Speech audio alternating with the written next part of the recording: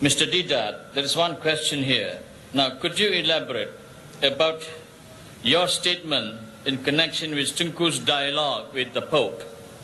Now, can you come back to the microphone and answer this question? Elaborate that, and perhaps we would like to know more of this if you have.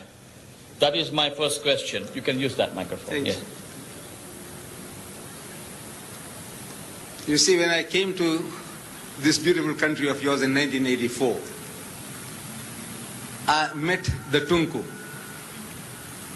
And he asked me, Ahmad, that's my name, he says, this dialogue of yours with the Pope, what happened? I says, no dialogue took place.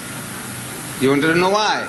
I says, no, His Holiness didn't mean the dialogue in the sense which the Quran speaks. The Quran, Allah Ta'ala wants us to have a dialogue with Him, with the Christians. Ta'ala, come, talk about Allah's unity. He is the one and only Allah that there is. This is what Allah wants us to talk. That we don't associate partners with Him. Talk about that. So when His Holiness was making proclamations, like He's making today, you must see the star, this morning star. He wants to have a dialogue with the Muslims. So after many years of waiting, I wrote to His Holiness that I am prepared to come over to the Vatican and have a dialogue with His Holiness. Because the Bible says have a dialogue and the Quran says we must have a dialogue. So there was no reply. So I sent him another letter, there was no reply. So I sent him a telegram. His Holiness the Pope, I sent him a telegram. So I get a response telling me that he's prepared to receive me in private, in his secretariat. So I wrote back asking him, how big is your secretariat? Because this is not a private matter. A dialogue with the Muslims is not a private matter between Ahmad Deedat and the Pope, that I go and enjoy a cup of tea with him and have a nice good time, and he gives me a gilt-edged Bible as a present, and I come and tell the people, I says, you know, I went to the Pope and he gave me tea and he kissed my hands. This is wanting to boost my ego. What a great guy I am. I said, no, this is not a private matter. The whole Muslim world wants to know, the Christian world wants to know, what are you people talking? So how big is your secretariat? Because 3 plane loads of Muslims are coming from South Africa alone. Youth from Durban, Johannesburg and Cape Town, and from the Middle East, and from the UK. How big is your secretariat? No answer. Again, no answer. Actually, he didn't mean that dialogue. He is telling his people, go and preach to the Muslims. Go and convert them. But he doesn't use the word convert because you're going to react. So the best way is talk about a dialogue. This morning's paper, dialogue. I go to Birmingham delivering a lecture.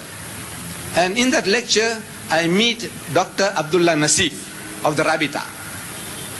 So he's asking me, Ahmad, what happened about your dialogue with the Pope? So I told him, I says, you know, this was just a hoax. He didn't really mean a dialogue in what sense we understand. What Allah wants us to talk about, no, not about that. So he says, you know, he did it to me too.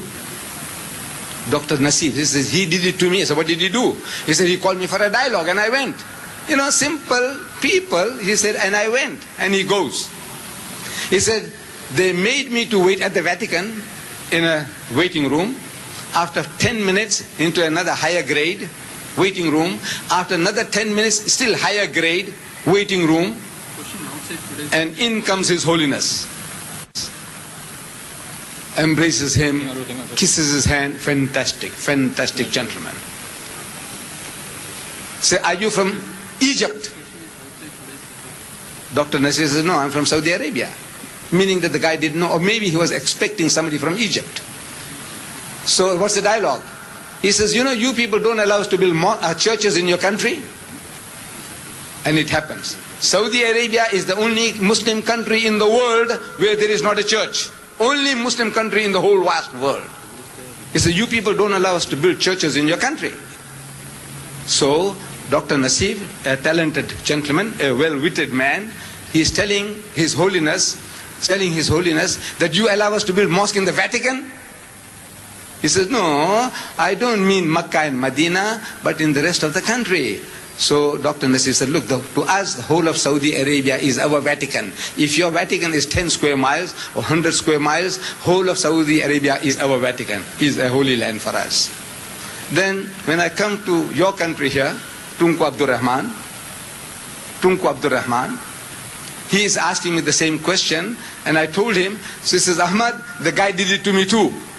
I said, what did he do? He said, he called me for a dialogue, and I went. When I was around Egypt, he says, I went to the Vatican, to Italy, to the Vatican, and they received me well. Same treatment. First grade of waiting room, second grade higher up, third grade, and in comes the Pope. Charming, charming, kissing your hand, anything he will do. And the dialogue starts. What dialogue? The dialogue is, he says, you know, Tunku, sir, in Sabah, 2 of our Catholic priests have been caught drug trafficking, Dada, and they will die. Can't you intercede with the Sabah government on my behalf? That is the dialogue? No. Allah Bari Ta'ala is telling us to have a dialogue with them on the basis that there is but one Allah, worship Him, don't associate partners with Him, don't take others as lords and patrons other than Allah. So the dialogue with the Tunku was of another kind, the dialogue with the Abdullah Nasir was of another kind, not the type of dialogue that we are talking about. Come, let us reason together on the worship of the one true God.